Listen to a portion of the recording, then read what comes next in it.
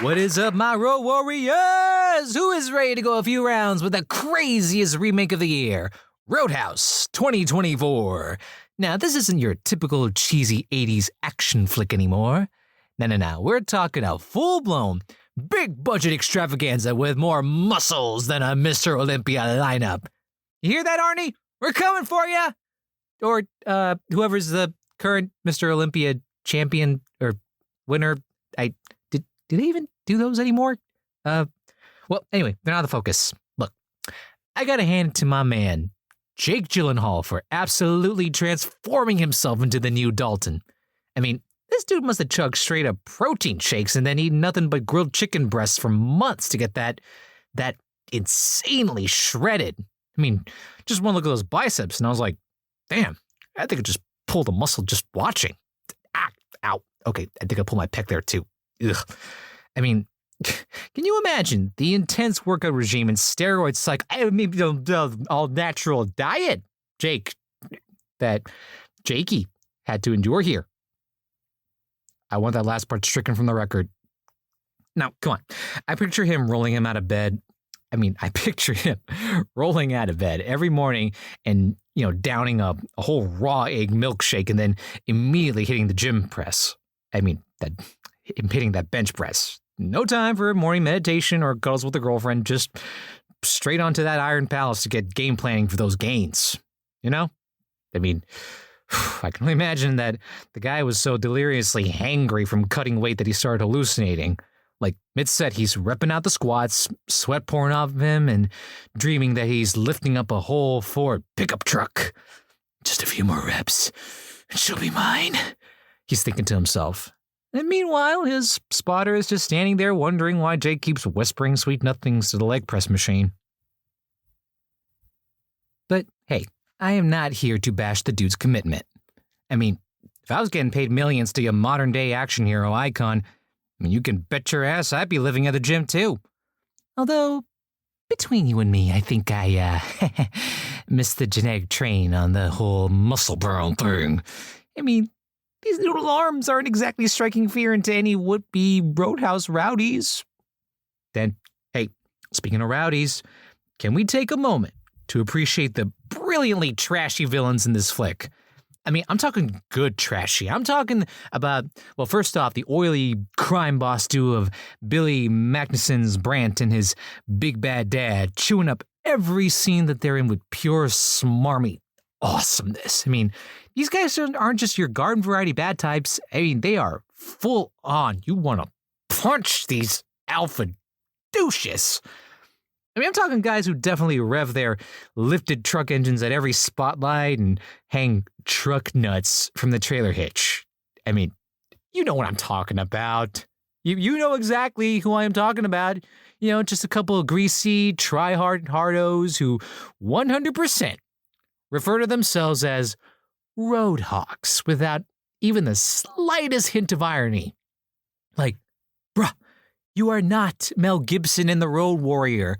You are just a couple of cosplay LARPers stuck in a Floridian rock quarry. Seriously, just take a good look at yourselves. And also, can we take a brief sidebar to celebrate their wardrobe choices? Because the amount of untucked Tommy Bahama shirts and pleather accessories in this movie is just a gift that keeps on giving. If J. Crew decided to make a straight-out-of-party island clothing line, it would just be this movie's costume designs, I'm telling you. And, of course, with such main talent like this, you've also got the goon squad of hired muscle, led by the one and only Conor McGregor in his big acting debut, Which, I'm not gonna lie, had me a little worried at first. Putting an MMA fighter in a major Hollywood production feels like a recipe for a disaster. Ronda Rousey. Excuse me. Just got something in my throat there. Seriously though, what are we about to witness here? The Expendables, but they all have severe CTE this time? But, shockingly, Conor's performance wasn't completely unwatchable. Don't get me wrong. His acting chops are about as profound as the stuff he rambles in the post-fight interviews. But, I gotta give it to him. Damn, if that intensity and raw charisma didn't kind of work for the silent but violent henchman role. Like, you can practically see the localized brain trauma simmering behind his eyes as he scowls at the camera. I mean, it's probably method acting at its finest, right? That, or maybe he was just nursing a major hangover from Friday night.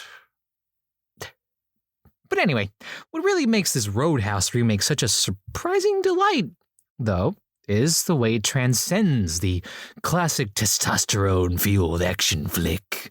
I mean, for all the roided-out beef slabs and choreographed fight montages, there is an unexpected level of heart and depth, thanks to Jake Gyllenhaal. Now, this isn't your typical emotionally constipated stoic action hero we're dealing with here. I mean, respect to that archetype, but no, this is different. Jakey G's version of Dalton is a full-blown Renaissance man. An intellectual bruiser who's equally comfortable emotionally opening up, just as he is busting heads. I mean, dude's out here quoting Hemingway one second, and then he's suplexing some poor sap through a table the next. He's like if the Dalai Lama and Hafthor Julius Bjornsson had a baby and it was, well, really, really good looking. Yeah, I will let that image sink in your head for a bit. Now, there's also the whole tender side plot with the local doctor, played by the charming firecracker that is Daniela Melchior.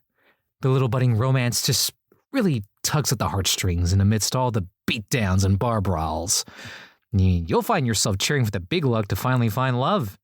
Maybe settle down somewhere quiet and open up one of those pretentious little self-published poetry books he's always scribbling in between the action set pieces. I mean, that's what really makes Roadhouse 2024 such a wild ride from start to finish.